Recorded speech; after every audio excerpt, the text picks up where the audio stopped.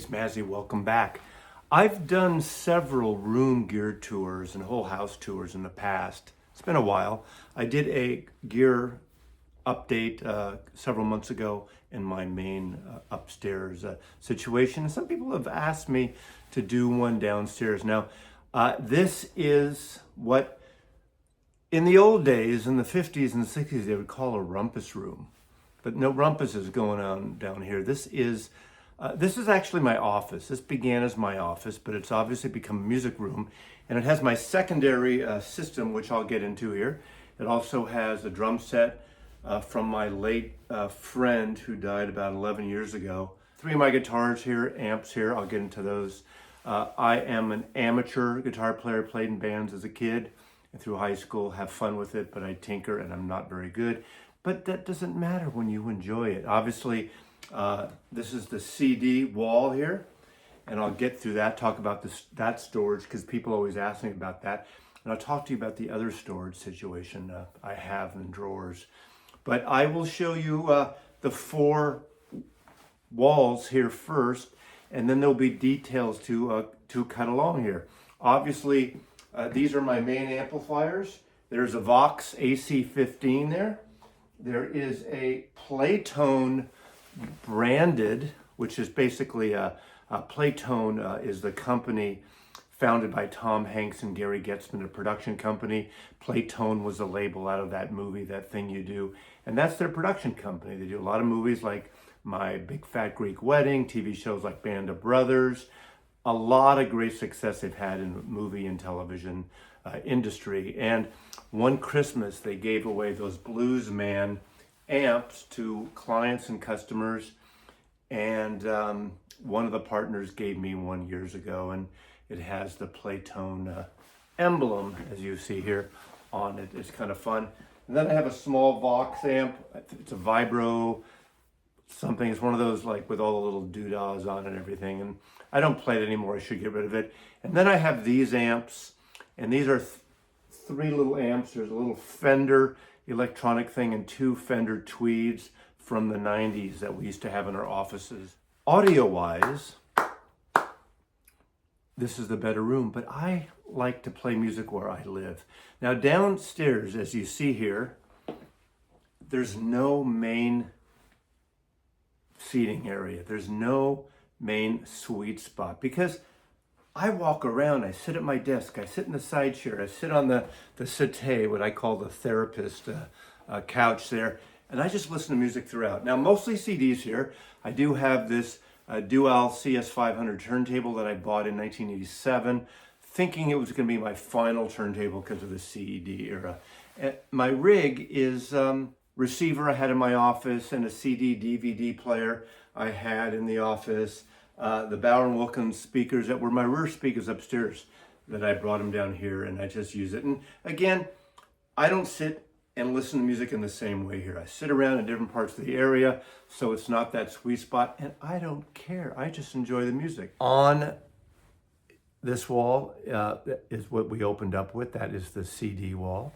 Up in the back, you'll see some framed photographs. These are by photographer Michelle Clement. Michelle took a series of Dennis Hopper. This is around the time that Blue Velvet came out, and a series of great pictures. In that case, she used this Polapan film. Those of you who are into the photography world may know what Polapan film was. It's a 35 millimeter film, very contrasty, and people would use it for various techniques. Obviously now with Photoshop and with everything you can do in post-production, a lot of the stuff that was done kind of in film and organically. I don't know if organically is a proper word. Now any yahoo can do it on a friggin' iPhone. So, but I love that shot there. That is a shot Michelle took of our son. Yes, Michelle is the mother of our son, Joseph, and that's a picture of him when he had long hair. I think he's around 17 in that photograph. This is a segment of my Beatle book collection.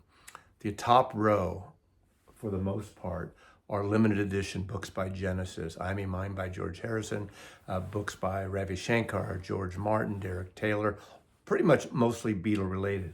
Astrid Kircher, a bunch of photographers that worked with the Beatles and Beatles solo things throughout their career.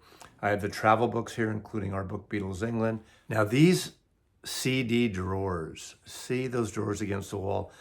Interesting enough, the collection I have of those drawers fit perfectly in this. Again, being sort of in a sub-basement in essence, around the perimeter here are sort of the parapets, the foundation that jets in about 7 inches. That's why the CD wall was built on top of it. That's why you don't see CDs at the bottom right here. You see them start. I had that built by someone I knew on top of that, because that's what, otherwise it's wasted room to put a bookcase in front of that. These drawers are really cool. They don't make anymore. They were a system called Racket Systems. And those of you of a certain age used to get Goldmine and the Hi-Fi magazines.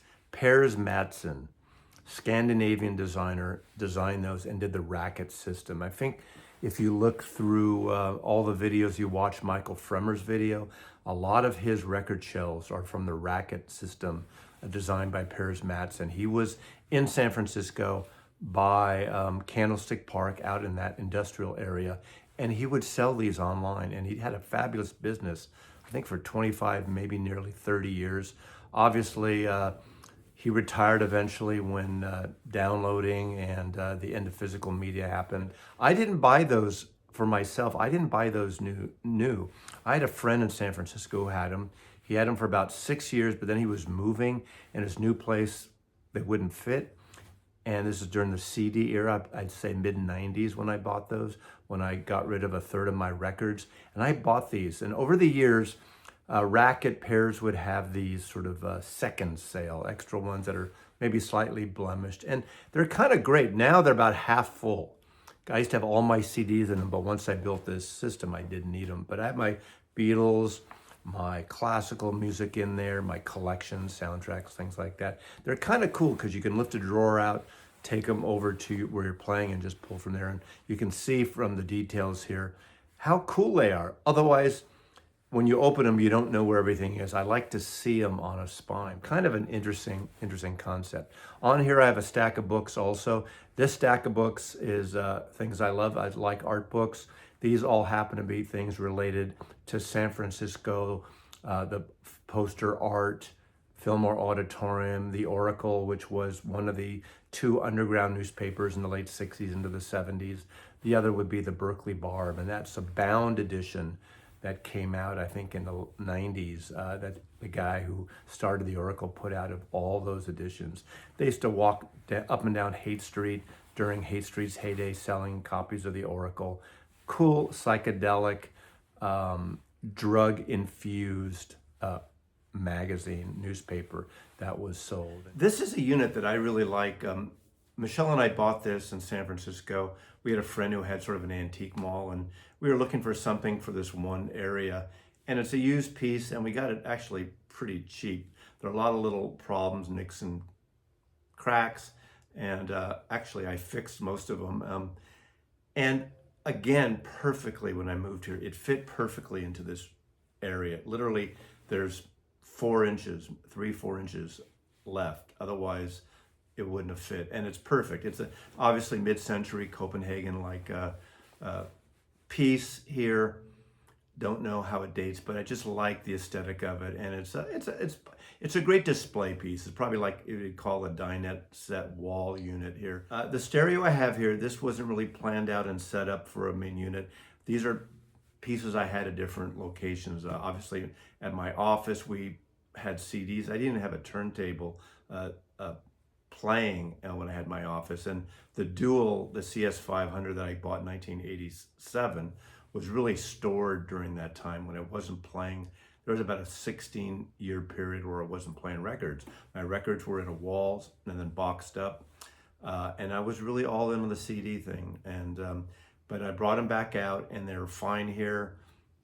I'm not concerned because I'm not sitting in the sweet spot. I blast music here when I'm in the mood, and these little BMW speakers, do really well for this room. Again, I'm sitting in a chair right now that has wheels on it, and I could roll this wherever I want, but to me, sitting in the perfect sweet spot in this room is not an issue. That's not what I do. I'm moving around quite a bit, going to the CD wall at my desk across. Actually, my desk across is probably the perfect place to sit, at least I'm straight on. Maybe too far back technically, but it doesn't matter to me because it's the music, right? It's just the music. What I like about this display unit that it's mostly visible. There are places things closed off. Obviously, you can see in the doors closed off, but there are areas where I can display CDs and books and little tchotchkes, art pieces. I'm not usually a full-on tchotchke place. I want to sort of keep it down here, not in my main living area upstairs, but I like having the things here. Obviously, there are a lot of CD box sets. On the top, there is this figurine thing. I have various figurines of the Beatles. One was gifted to me and one I bought upstairs. Michelle gave me the ones of the Beatles, a very kind of Fab Four, Ed Sullivan look up there. And then at Beatle Fest one year, I got these figurines, the I Am the Walrus figurines, which I think are just kind of fun. And this is the perfect place for that. So obviously you see a drum set here I'm sitting at. When I'm playing music on the stereo, obviously, I don't have the snare on to get vibration. Turn the snare off, but obviously, acoustically, having a drum set and cymbals where you're playing stereo is not ideal, but I don't care. This is where I enjoy it. I'm walking around, and it's a fun place to jam when friends come over. If I can get a drummer here once in a while, I can do my crappy guitar playing, but it's fun here. You'll see these are the B&W speakers. I had these upstairs as rear speakers, and I dismantled my surround system. I don't really care about surround for music, and movies is a different thing, but I don't need it upstairs. And the way my sofa in the room is situated, it's not really ideal for surround. So it's a great place. They sound really good here. Again, I'm walking around when I'm playing music, but this is a small Gretsch set that was my late friend Weinberg's, and he died the year before I moved to Seattle. When I moved to Seattle, his wife Hillary asked me if I wanted something from Larry, and I said I'd love to buy his drum set if you want to sell it, and she gifted it to me. Very kindly brought it up when she visited her sister in the Pacific Northwest. These are 1960s Zildjian cymbals he had when he had the old Ludwig set when we had a band, but this is a smaller jazz set. And he did have in his condo all the pads that I have stored so you can play quietly and jam. If any of you drummers would know what I'm talking about. Behind me, this sort of parapet ledge are all my jazz CDs. So it's nice, they just fit perfectly. I have room for more, but I'm not buying a lot of CDs, but still I can store them properly here. But all the jazz from that side to that side, it's just perfect place for them. Then you see on the wall here, I have 3 guitars, 2 electrics and acoustic. I have a couple more guitars stored away elsewhere in the house. These are the ones I sort of grab and I have them here to play. Of course, there's a steel string Epiphone Texan. It's a Paul McCartney edition. It's the one he played on Ed Sullivan when he played Yesterday Alone on that, obviously recorded with too. There's a Epiphone. It's not a signature, but it's very similar to the Epiphone that John Lennon played many times with the Beatles. A couple of the Beatles used Epiphone Casinos. And then lastly, there's a red Stratocaster. That is an American classic, 1992. That was a gift for me for Hanukkah in 1992.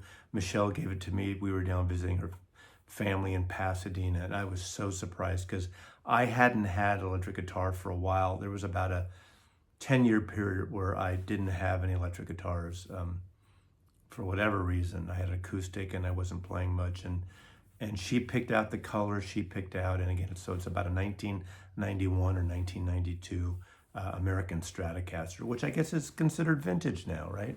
But I just love it. It's just, you know, I've had it set up properly, and it's just a really nice guitar. It's one of my favorite guitars to play here. It's a comfortable place for music, for working. It's quiet. Sometimes, again, at night, I'll work down here. Even since I've ended my photo industry, I just love it.